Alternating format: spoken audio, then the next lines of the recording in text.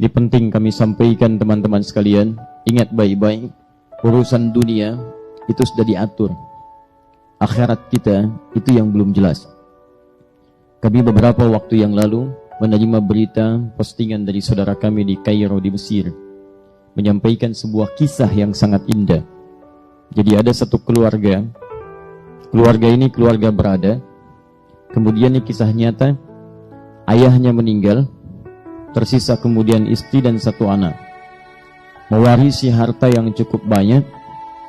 Tiba-tiba kemudian datang pamannya mengatakan, biar saya kelola harta ini sehingga nanti hasilnya bisa menghidupi anak dan keluarga ini.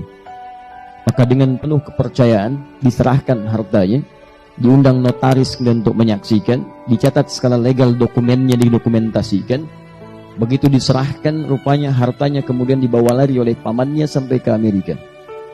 Digunakan sebagai modal, sukses bisnisnya, kaya dia, punya perusahaan yang kemudian berkembang, cabangnya di mana-mana, sampai kaya dan menikah kemudian dengan gadis Amerika. Ini kisah nyata. Lahir anak-anaknya, sampai ia kemudian pulang ke tempat asalnya, bahkan membuka cabang dari perusahaannya. Yang paling miris, ibu dan anak tadi, anak yang berkembang yatim ini, kemudian tergadaikan hartanya oleh pamannya. Nyata kisah ini. Tiba-tiba ingin melamar pekerjaan di tempat pekerjaan pamannya, datang ke rumahnya sampai diusir oleh pamannya. Kamu jangan ada di sini, pergi dari sini. Baik.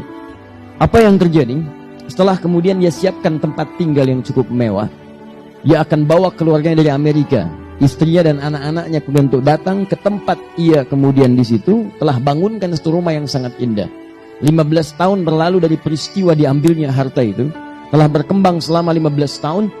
Begitu tiba masanya kemudian jadi rumahnya sangat mewah dengan perusahaan aset yang sangat luar biasa banyaknya.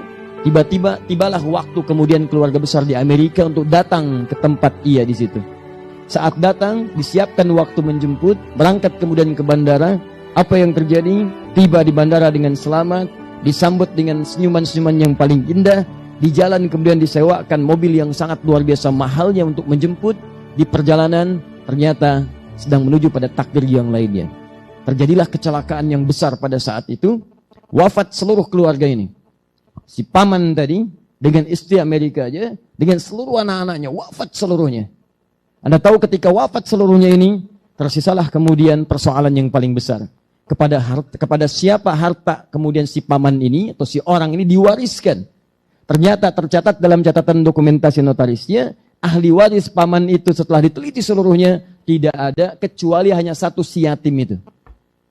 Anak yatim yang tadi hartanya dibawa oleh si paman untuk menjadi modal. Ternyata ketika dilihat silsilah ahli warisnya, cuma tersisa si anak yatim ini satu-satunya ahli waris dari paman tadi. Perhatikan, bagaimana kemudian Allah mengatur harta si anak ini selama 15 tahun dikelola oleh pamannya, walaupun dia terasa sakit, kurang menyenangkan perlakuan dan sebagainya, tapi perhatikan cara Allah untuk mengembalikan seluruh harta-harta yang menjadi miliknya. Saya sering katakan kepada Anda, dunia Anda teratur. Harta Anda mencari dengan cara yang halal, sudah Allah siapkan rezekinya. Tidak akan tertukar. Cuman putri yang tertukar sampai jadi sinetron. Ya, cuman menteri yang ditukar. Tapi harta tidak akan pernah, rezeki tidak akan tertukar. Akan diberikan sesuai dengan maslahat hidupnya sampai Anda wafat. Jadi kalau rezeki Anda belum terpenuhi, Anda nggak akan wafat. Demi Allah saya katakan, rezeki bersanding dengan kematian. Rezeki terpenuhi, baru datang ajal.